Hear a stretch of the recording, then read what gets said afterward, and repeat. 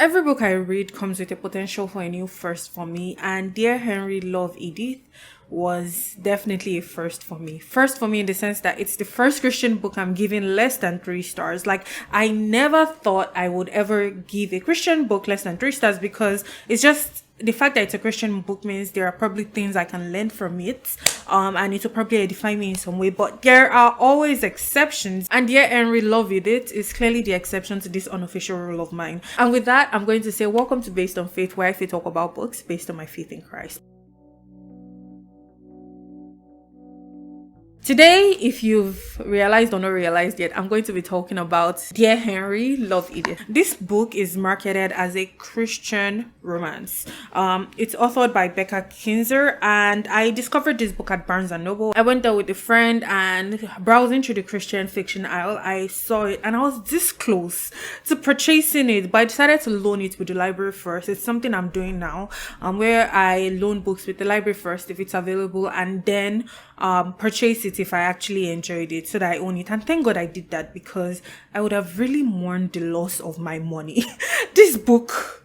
Oh, okay. So I read this book with Libby, and I got the audiobook version as well as the ebook.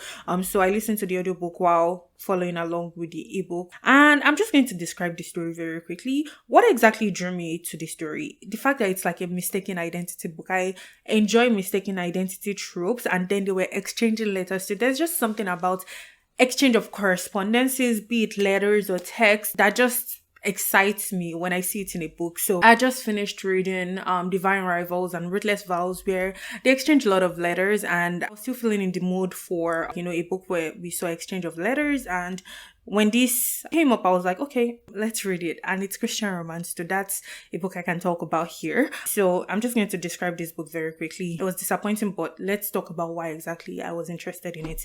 Edith, after a very short and difficult marriage, is recently widowed, and now she wants to live the life she lost when she got married. She plans to fill her 30s with adventure, and adventure for her in this sense is going to South Africa to volunteer her time as well as our services. She's a nurse, and I'm going to come back to the South Africa thing because let me not jump the gun. But while waiting on paperwork for South Africa, she takes a nursing position in a small Midwestern town in the US, where she stays with Henry, a supposed grumpy old man.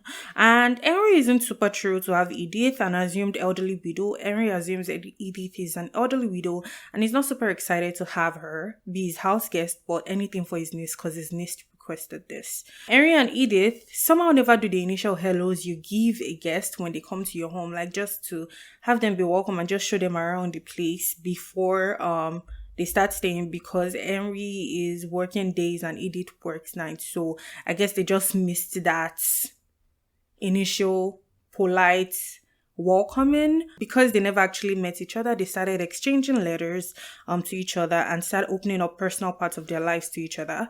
And while all this is going on, Henry is I'm just going to mention that he's in a committed relationship, but he keeps bumping into this brown-eyed beauty that looks very much like one of his childhood celebrity crushes around town. And he's just like, who is this girl? Who is this fine babe that I keep seeing around town? I want to know more about her. And I'm like, guy, you're in a relationship.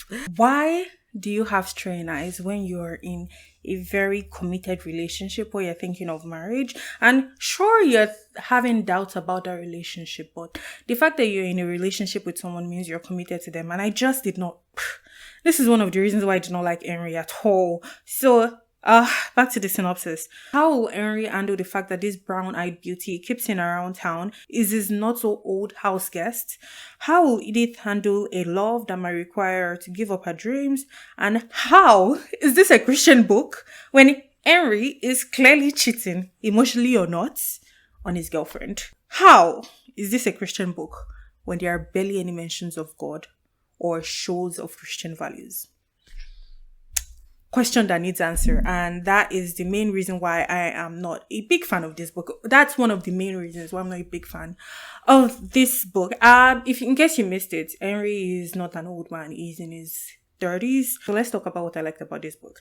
I'm just going to say not much. I hate read this book. Like, I finished reading it just because I wanted to see how the author would close out this mess. I wanted to say that the fact that I finished it was notable, but my friend was like, you finished it because you just wanted to see how the hot mess ended. Because I was like, the author's writing definitely captured me and kept me reading. But she was like, oh, you wanted to see how this hot mess of a book ended. And I'm like, which would it be? I honestly don't know. But I was just like, there is no way the story ends well. The characters are messy. Everyone in this small town sees a man that is in a committed relationship kissing a stranger, another woman, and they are fine with it when they know he has a girlfriend. They all like, it's so I don't get it. Like, they know he's in a, and also like, he's a Christian and he's kissing someone else and they know he's in a relationship. Oh my gosh. And the characters, barely any mention of God. Like, when I'm saying, oh my gosh, I'm about to start ranting again, because I finished reading this book and I was just ranting to my friends and they were just so tired of me. Like, I was driving a friend somewhere and I was just like, sorry, you're gonna have to listen to these rants. I was listening to the audiobook. At some point I paused it and I was like, can you believe who does that? Can you believe they just said that? And it was just like tired of me. It was like, yeah, I can't believe they just said that. And I'm like, sorry, well, you entered this car today, so you're going to have to listen to my rant about this book because it's stressing me out. So I have to distress somehow. I did not have a favorite character in this book. The townspeople, actually, my favorite character in this book might be, honestly, she's not even my favorite character, Henry's girlfriend, but she did something in the book that is very akin to what Henry was doing. And I'm just like, everybody in this book is just messed up. And Henry encountered the main problem of keeping his girlfriend while exploring a spark with someone else. So basically, Henry encountered the problem and he solved it in his own way of, how can I eat my cake and have it? How can I have a babe on my side and still see if there are any other babes out there for me? The storyline of this book was just so messy. And my favorite part of the book was the part that made me want to read it initially, the letter exchanges. And let's talk about what I didn't like about this book. What did not work out for me? A lot of this book, so much in this book did not work out for me. The cheating, both emotional and physical, because at some point in this book, he does kiss her. Not just once, multiple times, while he's in a relationship with someone else that he has not yet broken up with. And the thing is, that lady told him, do you want to be in a relationship with me or not? She gave him an ultimatum. She was like, it's either when I come back from this trip, we break up, or you give me a ring because you're wasting my time. And I'm like, respect, setting your boundaries, setting your standards, respect. Shebi, then and there, when he heard her say that, he would say, I don't think, this relationship can work out because my eyes are strained. Shebi, you say that. He did not say that. He instead was like, it's like his brain locked and he forgot to tell her, actually, my eyes have started straining and I have another babe that I'm interested in. And I'm just like, that just is not Christianly to me. And it's cute, but you know what would have made the story so bad? Like, the one thing that would have fixed the story and maybe made me give it like even 2 stars more is if he broke up with her. He broke up with his old girlfriend at the start. Like, he saw this baby, was like, oh, I'm feeling more for this new babe than I've ever felt for my actual girlfriend. And you see, it's also, you don't want a person that has strained eyes, because it's like, oh, will you just break up something with someone because of they saw someone else that they like and their eyes start strained? There are 2 ways to go about it. Your eyes start strained and you redirect your eyes and say, no, my baby is the one I want to go with. Or your eyes start strained and you say that person is actually who you want, and you break it off with your babe, like, oh, I'm sorry, this is not working out between us. And then you clean the slate and you start pursuing that thing with the other babe. Like, why are you holding 2 babes in your hand and lying? And it's just, he lies so much in this book. And it's just ridiculous. Next thing that I do not like, continually mentioning South Africa, like number of times. Oh my gosh, I wish I counted it. I can do a count right now. Let's go to Kindle and search up South Africa and see how many times South Africa comes up. They mention South Africa 51 times in this book. 51 times they mention South Africa without once mentioning a location. Okay, South Africa, the first time, a remote village in South Africa. Where exactly? We don't know. Eastern Cape of South Africa.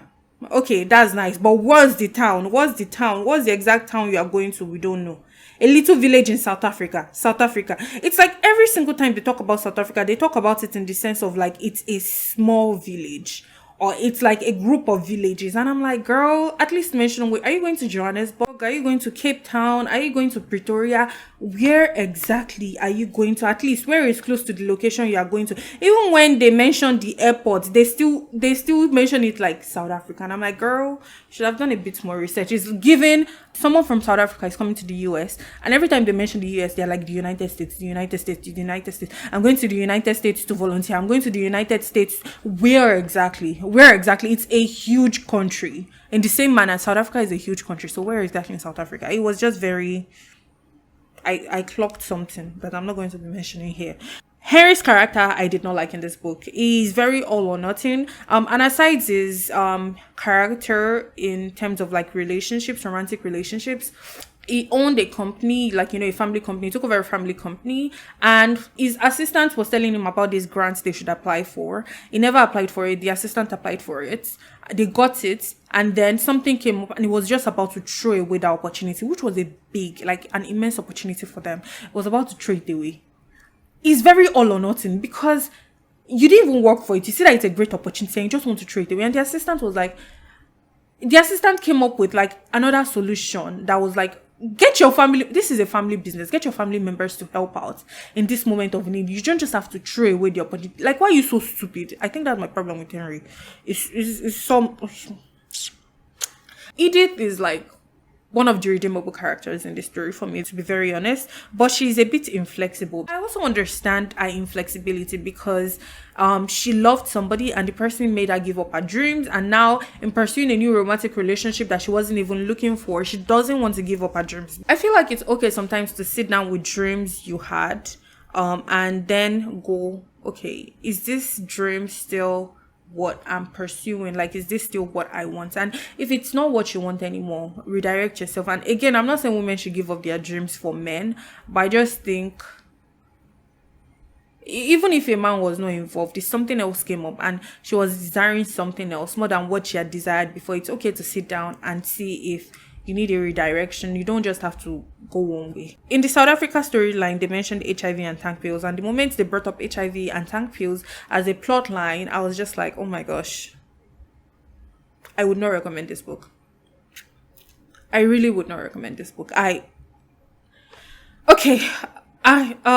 I guess that's the roundup of my summary. This book was a hot mess. There's barely any mention of God. When they mention God, it's other characters mentioning God, and the characters are kind of like listening in, and it's not even like there's a salvation story or anything. And again, I've read Christian fiction where there's barely any mention of God, but you can see the thread of what God is doing walking through the story. But this one, there's barely any mention of God. There are no Christian values, and I'm just like, how is this a Christian book? Like, even the cheating thing immediately made me go, what? Why is this a Christian book? And I'm like, is this a situation where a book is published by a Christian publisher and we are just like, okay, yes, it's a Christian book. And then towards the end, it's like they finally remembered, oh, this is actually a Christian book. Let's put in some Christianese talk, and then they insert Christianese talk, and I'm just like, girl, I'm clocking this. You did not intend this to be a Christian book. This was a contemporary book, and that's fine.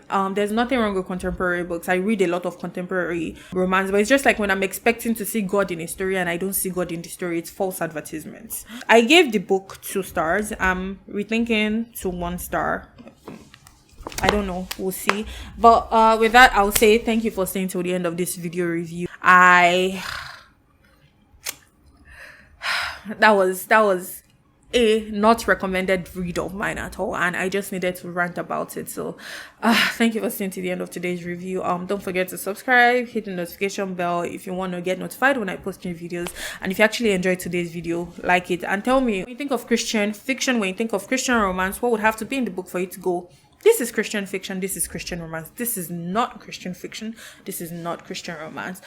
Please share in the comment section. I would love to hear from you. I would love to see what different standards people have for Christian fiction. And I hope you have a wonderful rest of your day. Bye.